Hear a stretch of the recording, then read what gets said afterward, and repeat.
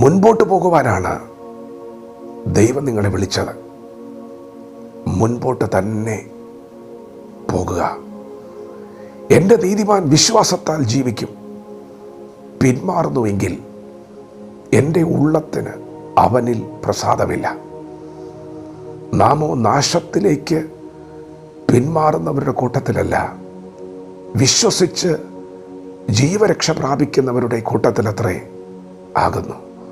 മുൻപോട്ട് പോകുവാൻ പരിശുദ്ധാത്മാവ് ഇന്ന് പകൽ ആലോചന പറയുകയാണ്. പ്രിയപ്പെട്ടവരെ, നമുക്ക് മുൻപിൽ ഒരോട്ടമുണ്ട്. നമുക്ക് മുൻപിൽ നിത്യതയുണ്ട്. ദൈവം നമ്മെ വിളിച്ചത് മുൻപോട്ട് പോകുവാനാണ്. നമുക്ക് മുൻപിൽ കണ്ണുനീരില്ലാത്ത, ദുഃഖമില്ലാത്ത, മുറവിളിയില്ലാത്ത, മരണമില്ലാത്ത ഒരു ഭവനമുണ്ട്, ഒരു സ്വർഗമുണ്ട്, ഒരു രാജ്യമുണ്ട്, ഒരു ഭാവിയുണ്ട്. മുൻപോട്ട് പോകുവാൻ ദൈവം നമ്മെ വിളിക്കുകയാണ്. ഒരു പക്ഷേ നിങ്ങൾക്ക് സുപരിചിതമല്ലാത്തൊരു വഴിയിലൂടെ ആയിരിക്കാം ഇന്ന് പകൽ നിങ്ങൾ ചുവടുകൾ വയ്ക്കുന്നത്. അതെ, അത് ഇടുക്കമുള്ള വഴിയാണ്. തിരുവെഴുത്ത് പറയുന്നു, അത് ഞെരുക്കമുള്ള വഴിയാണ്. ഇതുവരെ നിങ്ങൾ പോകാത്ത വഴിയിൽ, ഇടുക്കമുള്ള വഴിയിൽ ഒരു പക്ഷേ നിങ്ങൾക്കൊരു വീഴ്ച വന്നാൽ, ഒരു താഴ്ച വന്നാൽ നിങ്ങൾ തളർന്നു പോകരുത്. ഈ വഴിക്കകത്തൊരു വീഴ്ച വന്നേക്കാം. ഈ വഴിക്കകത്ത് ചിലപ്പോൾ നിങ്ങൾ പരാജയപ്പെട്ടേക്കാം. എങ്കിലും ഇന്ന് പകൽ പരിശുദ്ധാത്മാവ് പറയുന്നു, നീതിമാൻ 7 പ്രാവശ്യം വീണാലും അവൻ എഴുന്നേൽക്കും.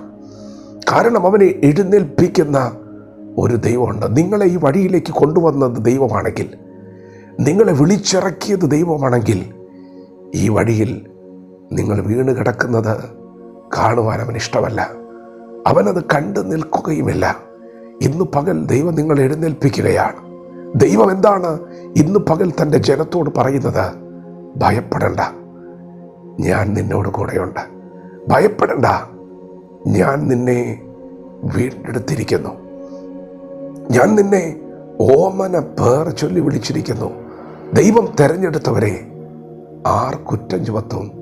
പ്രിയപ്പെട്ടവരെ, ദൈവമാണ് നിങ്ങളെ തിരഞ്ഞെടുത്തത്. നിങ്ങളെ കുറ്റം ചുമത്തുവാൻ ഈ ഭൂമിയിൽ ആർക്ക് കഴിയും? ദൈവം നിങ്ങളോട് കൂടെയുണ്ടെന്ന് പറഞ്ഞാൽ, ദൈവം കയ്യിൽ പിടിച്ചിട്ടുണ്ടെന്ന് പറഞ്ഞാൽ, ദൈവം നിങ്ങളെ കൈവിടില്ലെന്ന് പറഞ്ഞാൽ, ഈ ഭൂമിയിൽ ആരൊക്കെ നിങ്ങളുടെ കരം പിടിച്ചില്ലേലും, ആരൊക്കെ നിങ്ങളെ കൈവിട്ട് കളഞ്ഞാലും നിങ്ങൾ എന്തിന് ഭാരപ്പെടണം? ദൈവം നിങ്ങളോട് കൂടെയുണ്ട്.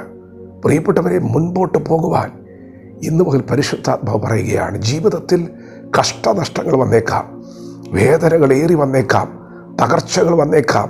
എങ്കിലും നിങ്ങൾ തളർന്ന് കിടക്കരുത്, പകച്ചു നിൽക്കരുത്. മുൻപോട്ട് തന്നെ ചുവടുകൾ വയ്ക്കണം. പുറകോട്ട് നോക്കരുത്. പുറകോട്ട് നോക്കിയാൽ 2 കാര്യങ്ങൾ കാണാം. ഒന്ന്, ദൈവം നടത്തിയ വഴികളെ കാണാം, ദൈവം ചെയ്ത ഉപകാരങ്ങൾ കാണാം. അത് കാണാൻ നിങ്ങൾക്ക് കഴിഞ്ഞാൽ അതൊരു ഭാഗ്യമാണ്. അങ്ങനെ കാണാൻ കഴിഞ്ഞാൽ ഇന്ന് പകലൊരു പാട്ട് ഉയർന്നു വരാൻ സാധ്യതയുണ്ട്. പുറകിലേക്ക് തിരിഞ്ഞു നോക്കിയാൽ അമ്മയുടെ ഉദരത്തിൽ ഉരുവായ സമയം മുതൽ ഈ നിമിഷം വരെയും താങ്ങി നടത്തിയ ഒരു കരത്തെ നിങ്ങൾ കാണും. നീ കരഞ്ഞ രാത്രിയിൽ ഇറങ്ങി വന്ന കണ്ണുനീർ തുടച്ച് രട്ടഴിച്ച് സന്തോഷമുടിപ്പിച്ചൊരു ദൈവപ്രവൃത്തിയുടെ ഒരു പരമ്പര തന്നെ നിങ്ങൾ കാണും. അത് കാണുന്നത് അനുഗ്രഹമാണ്. ദൈവത്തെ പാടി സ്തുതിക്കാമല്ലോ. എന്നാൽ നിങ്ങൾ പുറകോട്ട് നോക്കിയാൽ ഇന്നലകളിലെ നിങ്ങളുടെ വീഴ്ചകൾ നിങ്ങൾ കണ്ടേക്കാം, നിങ്ങളുടെ പരാജയങ്ങൾ കണ്ടേക്കാം. വിശുദ്ധിക്ക് വേണ്ടിയുള്ള പോരാട്ടത്തിൻ്റെ നടുവിൽ വീണ് കിടന്ന ചരിത്രങ്ങൾ പുറകിലുണ്ടാകാം. ആ കാഴ്ചയിൽ പിശാച് ചിലപ്പോൾ നിങ്ങളോട് മന്ത്രിക്കാൻ സാധ്യതയുണ്ട്. നീ ഒരു പരാജയമാണ്, നീ ഒരു വീഴ്ചയാണ്, നീ ഒരു തകർച്ചയാണ്, നിനക്കൊരിക്കലും കയറി വരാൻ കഴിയില്ല, നിനക്ക് ജയിക്കാൻ കഴിയില്ല. നോ, അങ്ങനെയൊന്നും നിങ്ങൾ ചിന്തിക്കരുത്. അങ്ങനെയുള്ള ചിന്തകളെ നിങ്ങൾ പിടിച്ചു കെട്ടണം. അതൊന്നും ദൈവത്തിൽ നിന്നുള്ളതല്ല, അതൊന്നും തിരുവചനത്തിൽ നിന്നുള്ളതല്ല, അത് ദൈവത്തിൻ്റെതല്ല, അത് പിശാചിൻ്റെതാണ്. ദൈവം എന്താണ് പറയുന്നത്? നീ പേടിക്കേണ്ടെന്ന ദൈവം പറയുന്നത്, ഞാൻ കൂടെയുണ്ടെന്ന ദൈവം പറയുന്നത്, നിത്യ സ്നേഹം കൊണ്ട് ഞാൻ നിന്നെ സ്നേഹിച്ചു എന്ന ദൈവം പറയുന്നത്. ഒന്നും തീർന്നിട്ടില്ല, ഒന്നും അവസാനിച്ചിട്ടില്ല. ദൈവം നിന്നെ കൈവിട്ടിട്ടില്ല, ദൈവം നിന്നെ ഉപേക്ഷിച്ചിട്ടില്ല. നിനക്കൊരു ദൂരയാത്രയുണ്ട്, നിനക്കൊരു കുടുംബമുണ്ട്, നിനക്ക് തലമുറകളുണ്ട്, നിനക്ക് ചില പ്രിയപ്പെട്ടവരുണ്ട്. അവരാരും നഷ്ടപ്പെട്ടിട്ടില്ല, അവരാരും നിന്നെ വിട്ട് അകന്നു പോയിട്ടില്ല. പിശാച് മന്ത്രിക്കുന്നതിന് ചെവി കൊടുക്കരുത്. ഇന്ന് പകൽ മുൻപോട്ട് പോകുവാൻ പരിശുദ്ധാത്മാവ് പറയുകയാണ്. പിന്മാറ്റം നാശത്തിലേക്കാണ്. ഇന്ന് പകലത് പിന്മാറുന്നവർക്ക് തിരിച്ചറിയാൻ കഴിഞ്ഞില്ലെന്ന് വന്നേക്കാം. ചില നാളുകൾ കഴിയുമ്പോൾ ഒരു വലിയ ശൂന്യത വരും, വലിയ നഷ്ടങ്ങൾ വരും.